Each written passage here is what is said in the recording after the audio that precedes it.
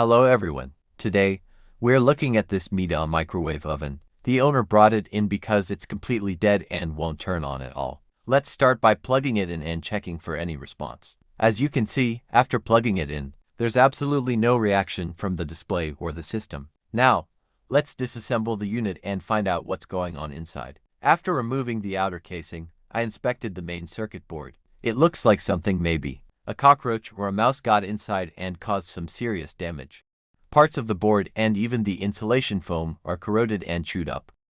I'll need to clean this up and repair the damaged traces on the PCB.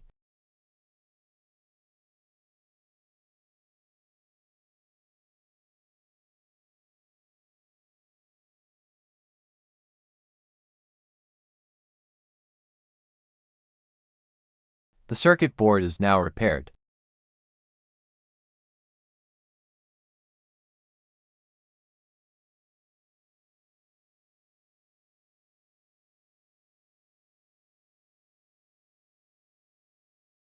Let's plug it back in and test the functions. Beeps sound great, the buzzer is working and the display has finally lit up. Now, I'll test the control panel. Everything seems responsive.